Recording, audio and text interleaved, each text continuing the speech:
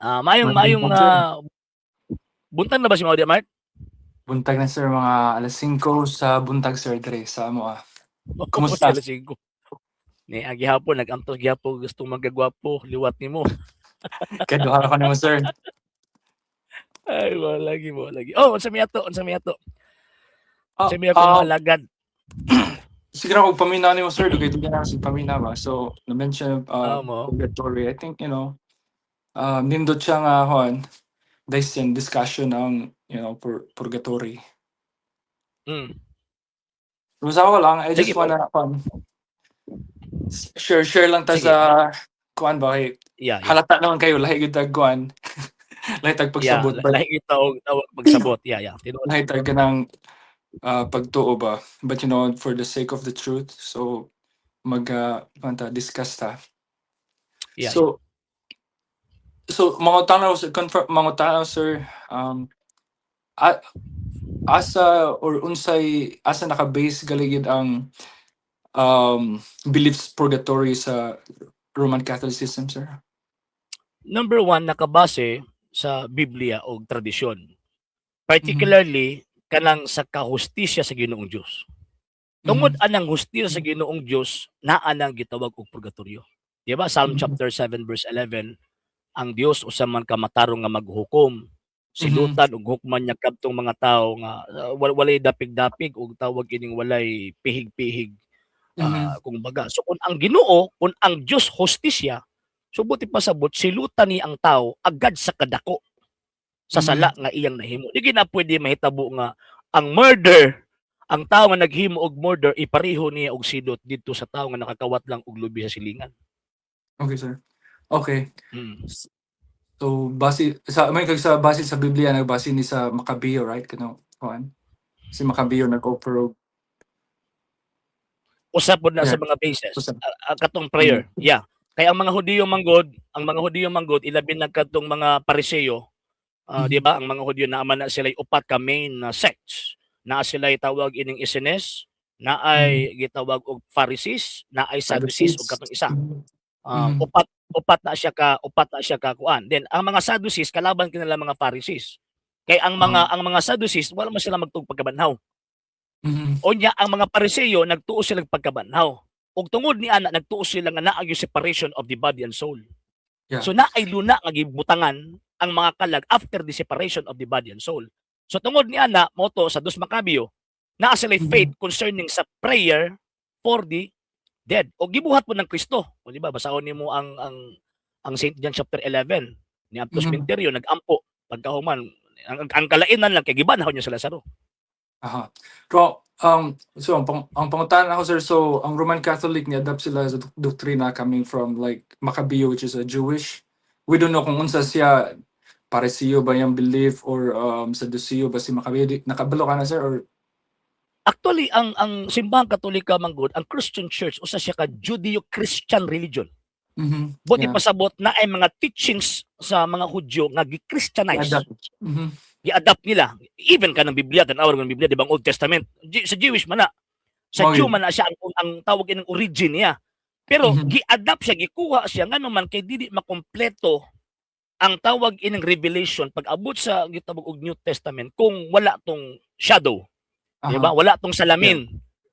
Nya sakto. ang fulfillment si Kristo man. So mo na nga tungod ni ana na ay mga teachings sa Jewish religion nga na-retain pero Christianized kumbaga. Apil na din Okay, na katong prayer for the dead. okay, sakto. So, ang mga tanong sir, kanus man na formulate ang sa simbahan ang doktrina sa purgatorio gyud. Kay Ah, un, ah, Kano unsa man siya na formulate ba ang doktrina nga purgatorio na officialize na pa sa magistrum na kanabay council kano siya sa na formulate unsang tuiga. actually sa akong pagkabalo kung wala ko tawag ining masayop mga around 5th to 6th century ang pag-official gid niya. Mhm. Pero wa nagpasabot nga diha pa lang nagsugod. Kaya ang Aha. simbahang Katolika manggod basta oras og mo-declare mo nagdogma, Mhm. modeklara na og usa ka pagtulunan nga Mhm. official nga tuuhan sa tanang mga Katoliko nga Mhm. mahimo siyang tawag ining binded ang tanang gitawag og Katoliko, Mhm. iyahan nang i-proclaim tungod kay gitudlo na ng daan. Mhm. Mura ba og Santissima Trinidad, Mhm. gidogma siya pagtungtong sa after the Council of Nicaea, First Council of Constantinople, and also the Council of Chalcedon. So diha Mhm. man na-formulate pagsakto ang Holy Trinity.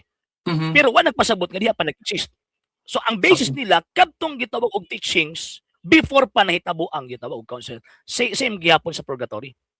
Yeah, sa akong na-research sad niya ang purgatory murag na finalize yun siya sa Council of Florence ug sa Council of Trent.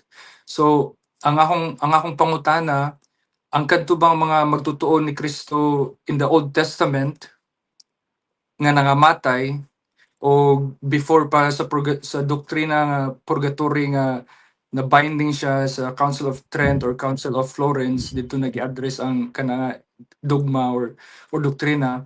Asa man to sila paingon, dito gihapon ba sila purgatorio or aduna ba'y purgatorio adto nga panahon sa labi na sa Old Testament, sila Abraham nga nangamatay, si Moses nga na namatay, nga gali makita nato like sa Jude nga si Archangel Michael ug ang Yawa nag-ilog sa kinsay magkuha sa lawas ni Moses. So akong pangutana or si Enoch nga gikayab gikuha nga to sa Mm. langit, di ba? Or si Elijah. So asa man to mga tao nga nangamatay, niagi ba sila og diditso ba sila purgatorio, wa sila nakakuan sa, so unsa may mo na akong pangutana kay Actually, ang explicit nga presentation concerning purgatory sa ko ang giingon, ang formulation ulahi na.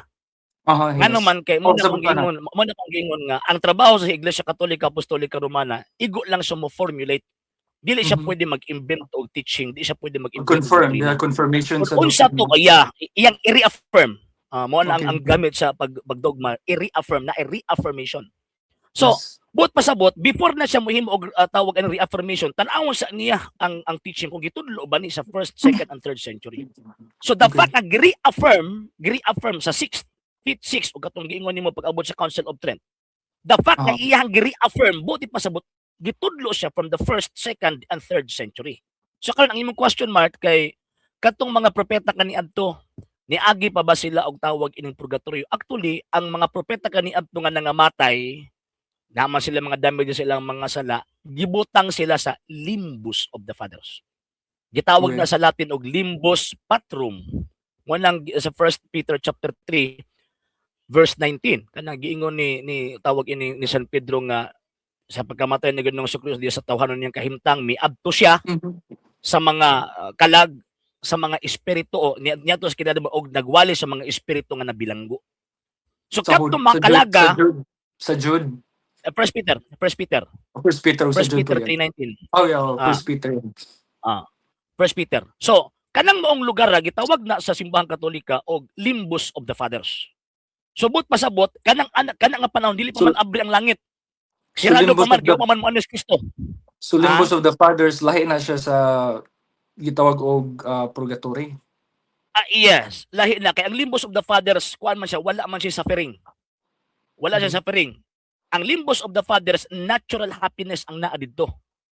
Pero ang wala sa ilaha didto kay di nila makita ang Ginoong Dios naong sa naong. And according po sa mga fathers, ang kahimtang nila kung unsa sila pagkamatay, kung gidunggab sila, ang didto po Ah, naa siya dinunggaban ingon ana ba?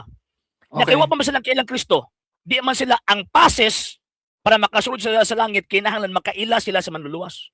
Mo na nga ni Apostol Kristo nagwali dito sa mga espiritu nga nabilanggo. O pinaagi niya according to St. Paul, gibit-bit niya daw mga bihag padong dito sa langit. Sa hindi pa po nakapag-follow sa mga pages po natin, i-follow nyo po yung mga pages po natin, RJ Horolanciano II, TV Apolia Punto Argumento page, Kuya Apologist TV page, and RJ's Vlog 2022. And pwede rin po kayo mag-send po dyan ng Facebook stars. And also, sa ating po mga channels, sa hindi po nakapag-subscribe, subscribe po ninyo yung mga channels natin, The Lay Catholic, Apologist International Official, RJ Sano II TV, Kuya Apologist TV, and Barrio Kawayan Religious Forum. And pwede rin po kayo mag-send po dyan ng super sticker, super chats, and super thanks. And maraming salamat po sa mga kapatid ko mga Katoliko na always pong tumutulong sa programa po natin. Maraming salamat po. Nang dahil po sa tulong at suporta po ninyo, ang programa pong ito, until now, andito pa rin po sa social media. And until now din po, nangangailangan pa rin po tayo sa tulong at suporta po ninyo dahil wala po kami magagawa rito mga sir, mga ma'am kung wala po yung tulong at suporta po ninyo. Sa gusto pong tumulong, sa gusto pong sumuporta, pwede po ninyong ipadala ang tulong at suporta po ninyo sa pamamagitan po ng ating mga account numbers dyan po sa ating pong screen, and pwede niyo po kaming i-message sa ating pong page kung via remittance po yung papadala po ninyo. Maraming salamat po in advance.